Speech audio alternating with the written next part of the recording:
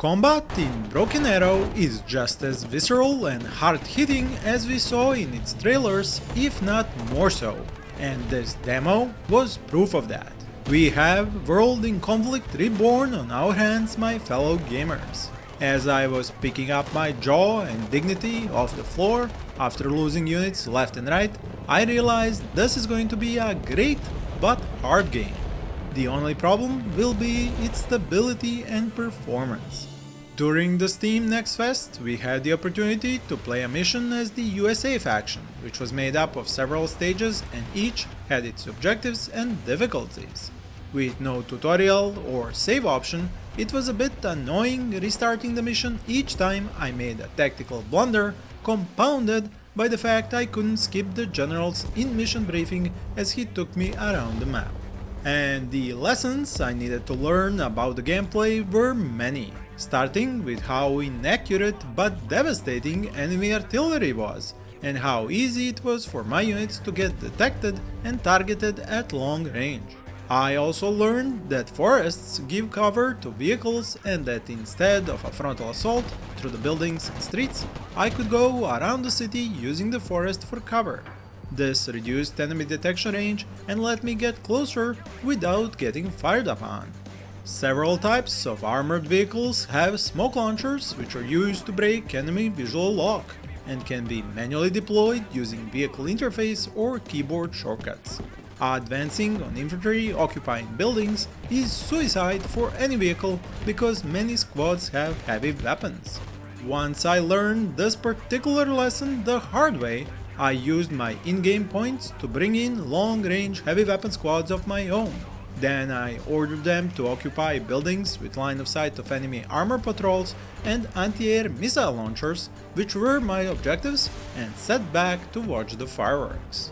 Turning the tables on my tormentors was very satisfying, as I watched missile after missile fly from those buildings and strike through on enemy units. Tanks, S-300 or armored carriers, it didn't matter, because after 2 hits they would be blown up with almost no losses on my end.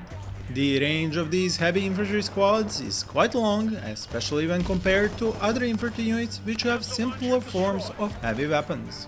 I must admit, I was giggling out loud in surprise and awe at the ferociousness of unit combat in Broken Arrow. I would send a few units forward, they would engage the enemy, and I would just pause to watch as hundreds of bullets and shells from both sides started to fly in every direction. In just a few seconds there would be only smoke and burning vehicles remaining, but my smile was still there because I enjoyed it all in amazement.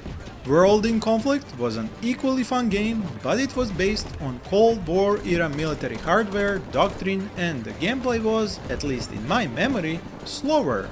This modern combat with contemporary hardware in Broken Arrow is almost faster than I could follow. Sure, I was still in my first hour of playing and learning it, but every combat encounter felt like thunder and lightning.